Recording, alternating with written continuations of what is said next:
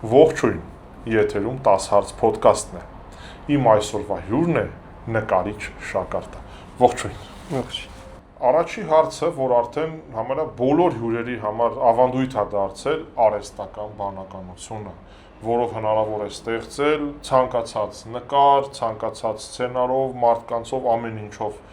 Արդյոք ոնց է դա խանգարում, ոնց ես դա պատկերացնում, ինչ վախեր ունես դրանից։ Վախերից երևի պետք չի խոսալ, պետքա փորձենք հասկանանք, որ ինչ ուզենք, չուզենք, մեկը աշխարհը առաջ է գնալու։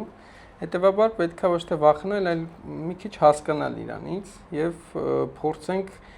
հետը կարողանանք աշխատել, որովհետեւ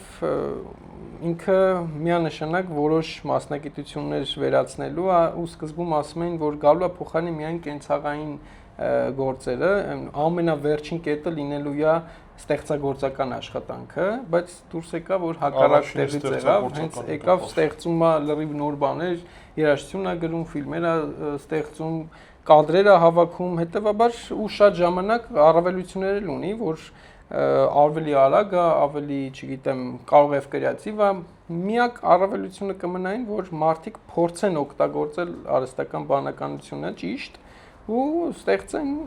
արհեստական բանականության հետ միասին, բայց որ պատերազմ մղես, կարծում եմ կպարտվես։